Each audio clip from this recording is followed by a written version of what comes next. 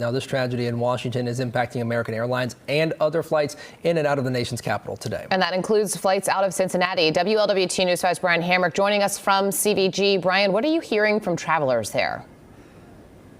Yeah, well, Kelly, anytime something happens at one airport, there's a ripple effect, and it affects airports across the country, and that includes here at CVG. Now, obviously, the flights in and out of Reagan were canceled.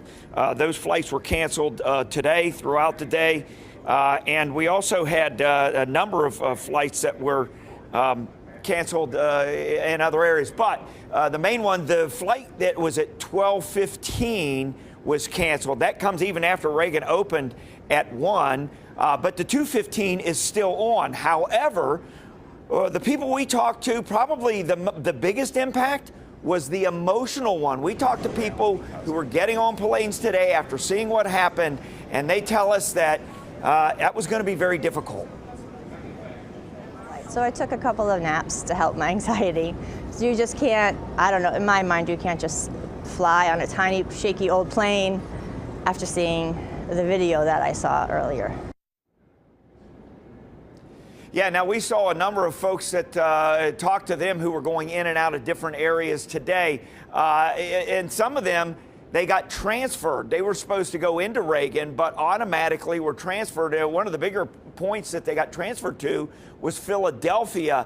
And so that was done automatically by American Airlines for a lot of passengers. Reporting live, Brian Hamrick, WLWT News 5. Yeah, and Brian, obviously, if people were trying to get to the D.C. area, they could have been trying to then switch flights over to Dulles. Have you talked to any of those passengers and how that could have been affected?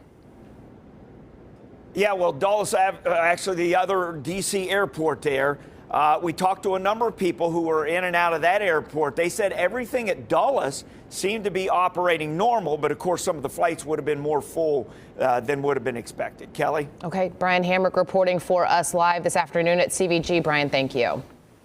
Now, President Trump responding to this tragedy just a short time ago. And the president holding that press conference in front of reporters, and he took questions from them for about 40 minutes.